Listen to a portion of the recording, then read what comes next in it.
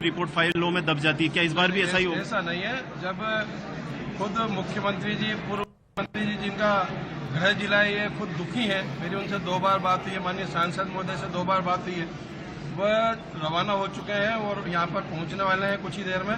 और निश्चित रूप से जिनके परिवारजन जिनके जाते हैं उनको दुख होता है, हम संवेदना व्यक्त कर सकते हैं, उनको वापस वो लौटा नहीं सकते। लेकिन जहाँ बदमाशी हुई है, जहाँ पर जो भी इसके पीछे छुपा हुआ है कारण, उस कारण को जांच करके और निश्चित रूप से उस व्यक्ति को सामने लाया जाए। तो जांच की बात हो रही है और जिम्मेदारों पर कार्रवाई भी सुनिश्चित करने की बात की जा रही है यहाँ पर कि जिम्मेदारों पर कार्रवाई सुनिश्चित की जाएगी। और जो इस किसी भी स्तर पर अगर इसमें भ्रष्टाचार हुआ है, जो बिल्डिंग खस्ताहाल हुई थी, उसमें जिन्होंने लापरवाही बरती है, चाहे वो प्रशासन के लोग हों, चाहे वो और दूसरे कोई लोग हों, तो उन पर कार्रवाई जरूर की जाएगी। इस तरह की बात भाजपा के नेता कर रहे हैं। तरुण, ये भी आ रहा है कि सरकार ने ये भी कहा कि अब जर्जर स्कूलों में बच्चे नहीं पढ़ेंगे। बिल्कुल, अब इस तरह की बातें जरूर आएंगी सामने कि हाँ, अब इस तरह के बच्चे जो हैं, लेकिन अब ये सब चीजें जो है, ये अब घटना होने के बाद, जागने के बाद अब इस तरह की बातें जो है वो अब सामने आ रही है। इसका कोई मतलब अब नहीं निकलता कि क्योंकि एक घटना के बाद अब जब लोग इस तरह से जो उद्वेलित हो रहे हैं, यहाँ पर कुछ लोग, अभी हम आपको ताजा रिपोर्ट बता दें कि कुछ लोग यहाँ पर धरने पर बैठे हैं, अस्पताल के बाहर धरने पर बैठ गए हैं। कांग्रेस नेता अंजना बेरवा और सैयद इमरान अली ग्रामीणों के साथ धरने पर बैठ गए हैं और हम आपको तस्वीरें दिखा रहे हैं कि किस तरह से वो धरने पर यहाँ पर बैठे हैं इमरजेंसी कैजुअलिटी के बाहर। आखिर क्या मांग अब वो कर रहे हैं, उनसे भी बात करने की हम कोशिश करेंगे। इमरान साहब, आप लोग जो है आप यहाँ धरने पर बैठ गए हैं, क्या क्या क्या मांग है आपकी? हमारी मांग ये है कि जो मृतक हैं उनके परिवार को 1 करोड़ रुपए का मुआवजा मिले और जो घायल हैं उनका उचित इलाज हो और उनको भी उचित मुआवजा मिले। और इस घटना में जो भी दोषी हैं उन पर हत्या का मुकदमा दर्ज हो और सरकार के शिक्षा मंत्री इस्तीफा दें, क्योंकि शिक्षा मंत्री की जिम्मेदारी है पूरी शिक्षा विभाग को देखने की, दुरुस्त करने की। सरकार का बड़ा फेल्यूर पॉइंट है, मानसून स्टार्ट होने से पहले उन्हें हर स्कूल को रिव्यू करना होता है कि कौन कौन से स्कूल चलने की स्थिति में, कौन कौन से रिव्यू की स्थिति में है, लेकिन सरकार ने किसी चीज पे ध्यान नहीं दिया। आप देखिए, रोड भी आज बन रहा है जब ये हादसा हो गया, अंदर पंखे साफ हो रहे हैं, ऑक्सीजन प्लांट को आज चेक कर रहे हैं, जबकि ये मेडिकल कॉलेज रेगुलर चलता है और भी पेशेंट रोज रेगुलर आते रहते हैं। तो सरकार से हमारी ये मांग है कि शिक्षा मंत्री इस्तीफा दे और घायलों को उचित मुआवजा। शिक्षा मंत्री के इस्तीफे की बात हो रही है। अंजना बेरवा हैं जो कि सामाजिक कार्यकर्ता और कांग्रेस नेता भी हैं। अंजना जी, आप लोग ग्रामीणों की भावनाओं को लेकर बैठी हैं, क्या भावनाएं हैं? अब ग्रामीणों की भावनाओं को लेकर इसलिए बैठे हैं क्योंकि सरकारी स्कूल में वही व्यक्ति स्कूल जाते, वही उन्हीं व्यक्तियों के बच्चे स्कूल जाते हैं तो बहुत ज्यादा गरीब होते हैं। सरकार मंदिर बनाने के लिए तो 900 करोड़ रुपए इकट्ठे करके मंदिर बनवा रही है। सरकार को ये नहीं दिखा कि जिन स्कूलों में गरीब के बच्चे पढ़ रहे हैं उन स्कूलों को ठीक कराया जाए। आज झालावाड़ की भी ऐसी कई सास को, जैसे नेहरू स्कूल की मैडम का मेरे पास फोन आया अभी जस्ट कि हमारे स्कूल की 3 बार लिखित में दे चुके हैं, अभी तक उसको ठीक नहीं कराया। तो सरकार के इंतजार में कि ये स्कूल भी गिरे और गरीब के बच्चे मरे, जब वहाँ इतना बड़ा हादसा हो गया और सरकार इस चीज पे कोई व्यक्ति रोड बनवा रहे हैं, हॉस्पिटल की सफाई करा रहे हैं, ये गलत है। मेरी मांग है कि पीड़ित परिवार को 1 करोड़ रुपए दिया जाए और सरकारी नौकरी दी जाए। सरकारी नौकरी दी जाए, पीड़ित परिवार को 1 करोड़ रुपए का मुआवजा दिया जाए और शिक्षा मंत्री इस्तीफा दे।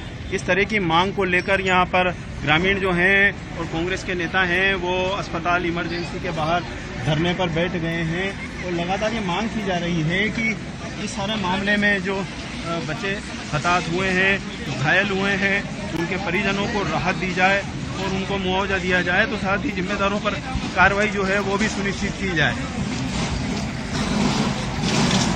ठीक है, इसका मतलब इस पे राजनीति भी शुरू हो गई। तरुण,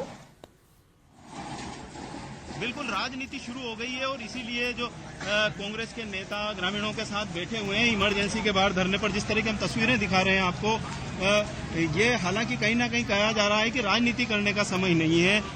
मृतक जो बच्चे हैं उनके परिवार के साथ दुख की घड़ी में खड़े होने का समय है, लेकिन चूंकि राजनीतिक दलों का स्वभाव है, उन्हें करनी राजनीति है, तो यहाँ पर अब ये इस दुख के समय में राजनीति शुरू हो गई है और अस्पताल कैजुअल्टी के बाहर कांग्रेस नेता ग्रामीणों के साथ फर्श बिछाकर बैठे हैं धरने पर और मृतक छात्रों के परिजनों को 1 करोड़ रुपए मुआवजा, शिक्षा मंत्री का इस्तीफा और जिम्मेदारों पर कार्रवाई की बात की जा रही है। लगातार पुलिस बल भी यहाँ पर है।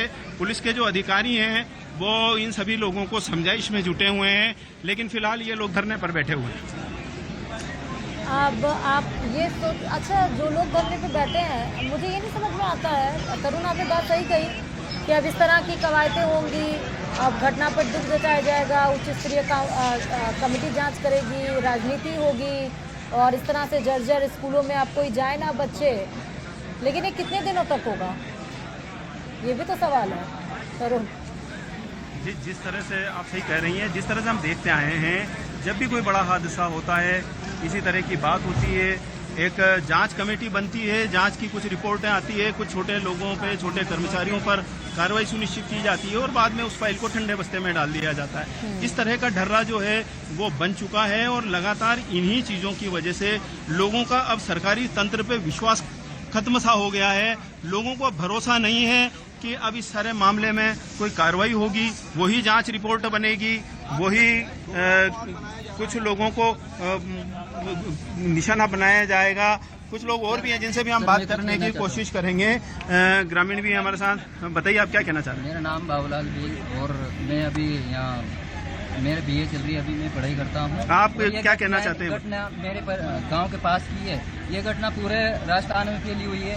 दूसरी बात यह है कि हम अभी प्रेजेंट में जो हॉस्पिटल है उसके सामने है, यहाँ से जो हमारे छोटे छोटे बच्चे हैं, हमारे भी समाज के, जो कि स्कूल की छत के नीचे दब के मरे हैं, उनकी लाशें हमारे सामने और गुजरी है। उससे हमें बहुत हमें तो ये सभी को दुख है। दुख है सभी के लिए। अब आगे क्या आप लोग क्या? बात यह है कि जो परिवार है उनका, जो गरीब परिवार है, जो बच्चे हैं, उनके परिवार को आर्थिक सहायता हमारी जो भारत सरकार है, राज्य सरकार है, प्रशासन, शासन प्रशासन से राहत मिलेगी। आप कुछ कहना चाहते हैं? जी सर, सरकार से मेरा एक निवेदन है, क्योंकि जो बच्चे स्कूल में दब के मरे हुए हैं, अगर मान लो कल से बड़े होते पढ़ते कोई नौकरी लगते तो है उसमें पहले एक टीचर मरा नहीं, टीचर क्यों नहीं थे वहाँ पे? दूसरी बात, जो बच्चे मरे हैं वो बड़े होकर नौकरी लगते तो उनको भी नौकरी मिलती।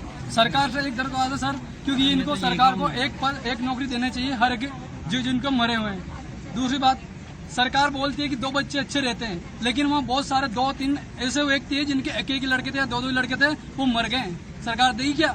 कि मदन दिलावर शिक्षा मंत्री वो दे सकता है बच्चों को वापस पलट कर?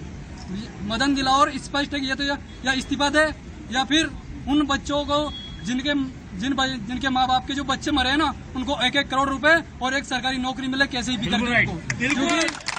ये इस तरह की मांग हो रही है। एक वहाँ का सरपंच और एक एमएलए गोविंद रानीपुरिया विधायक और एक सरपंच का क्या नाम है?